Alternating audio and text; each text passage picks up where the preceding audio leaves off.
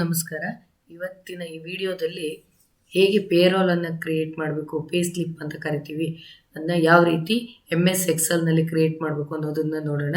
So ಬನ್ನಿ, ನೇಮನ್ನು ಕೊಟ್ಟಿದ್ದೀನಿ, next basic ಸ್ಯಾಲರಿನ ಕೊಟ್ಟಿದ್ದೀನಿ, dinner allowance, HRA house rent allowance, PF gross salary, EFI employee provident fund, LIC total deduction ಮತ್ತು net salary ಇದೆ. So ಇದನ್ನೆಲ್ಲವನ್ನು ಟೇಬಲ್ನ ಆಧಾರ ಇಟ್ಕೊಂಡು ನೆಟ್ ಸ್ಯಾಲ್ರಿ ಎಷ್ಟು ಸಿಗುತ್ತೆ ಅನ್ನೋದನ್ನು ನೋಡೋಣ ಬನ್ನಿ. So first equals,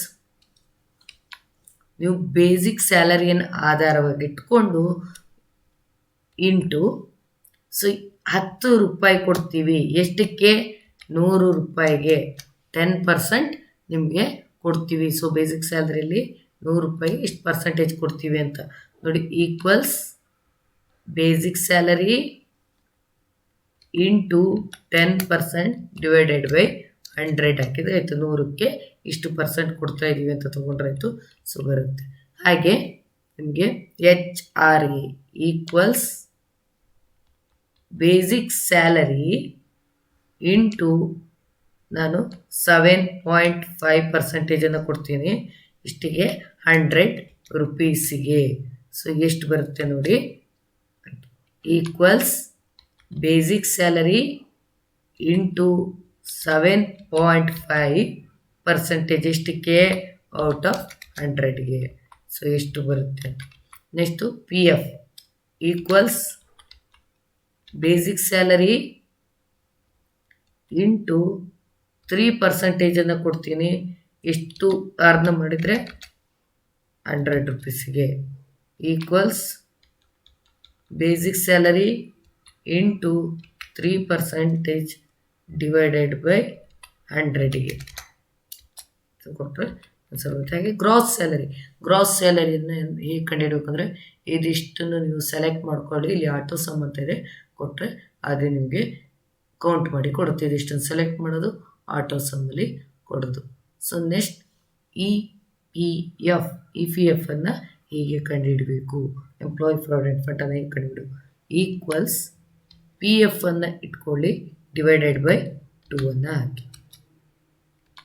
equals PF divided by 2 ಅನ್ನು ಹಾಕಿದರೆ ನಿಮಗೆ EPF ಎಷ್ಟು ಸಿಗುತ್ತೆ ಅಂತ ಬರುತ್ತೆ. ಹಾಗೆ ನೆಕ್ಸ್ಟ್ LIC ಅನ್ನು ಕಂಡುಹಿಡಬೇಕು. ಈಕ್ವಲ್ಸ್ EPF ಡಿವೈಡೆಡ್ ಬೈ 2 ಅನ್ನು ಹಾಕಿ, ಅಂದರೆ ಅರ್ಧದಷ್ಟು ಕೊಡ್ತೀವಿ. PF ಡಿವೈಡೆಡ್ ಬೈ 2 ಹಾಕಿದರೆ ನಿಮಗೆ LIC ಸಿಗುತ್ತೆ. ಹಾಗೆ ಟೋಟಲ್ ಡಿಡಕ್ಷನ್, ಇವೆರಡು ನಿಮ್ಮ ಅಕೌಂಟಿಂದ ಡಿಡಕ್ಷನ್ ಆಗುತ್ತೆ ಅಲ್ವಾ. ಸೊ ಅದನ್ನು ಡಿಡಕ್ಷನ್ ಹೇಗೆ ಕಂಡುಹಿಡಬೇಕು ಅಂದರೆ, ಈಕ್ವಲ್ಸ್ ಮತ್ತು ಪ್ಲಸ್ ಮಾಡ್ಬೋದು, ಒಂದು ರೀತಿ method.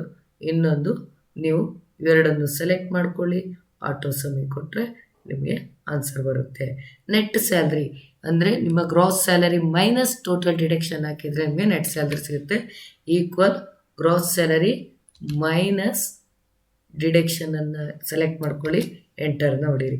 Equals gross salary minus ಡಿಡಕ್ಷನನ್ನು ಎಂಟ್ರಿ ಮಾಡಿದರೆ ನಿಮಗೆ ನೆಟ್ ಸ್ಯಾಲ್ರಿ ಸಿಗುತ್ತೆ. ಸೊ ಇಲ್ಲಿ ಈ ರೀತಿ ಚಿಹ್ನೆಗಳು ಬಂದರೆ ಸ್ವಲ್ಪ ಡ್ರ್ಯಾಗ್ ಮಾಡ್ಕೊಳ್ಳಿ.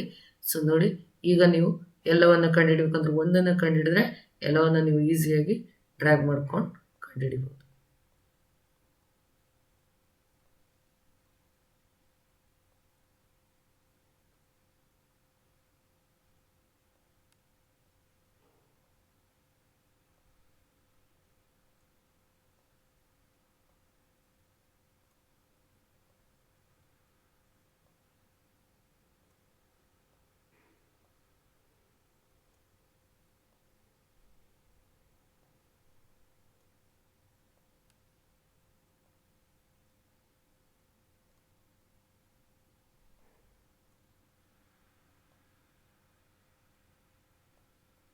ಈ ವಿಡಿಯೋದಲ್ಲಿ ನಿಮಗೆ ಯಾವ ರೀತಿ ಪೇರೋಲ್ ಶೀಟ್ ಮತ್ತು ಪೇ ಸ್ಲಿಪ್ಪನ್ನು ಯಾವ ರೀತಿ ಮಾಡ್ಬೋದು MS ಎಕ್ಸೆಲ್ನಲ್ಲಿ ಅನ್ನೋದು ಅರ್ಥ ಆಗಿದೆ ಅನ್ಕೊತೀನಿ.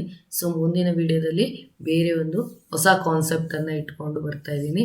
ಸೊ ಈ ವಿಡಿಯೋವನ್ನು ನೋಡಿ ಲೈಕ್ ಮಾಡಿ, ಹಾಗೆ ಶೇರ್ ಮಾಡಿ, ಹಾಗೆ ನನ್ನ ಚಾನಲನ್ನು ಸಬ್ಸ್ಕ್ರೈಬ್ ಮಾಡೋದನ್ನು ಮರಿಬೇಡಿ.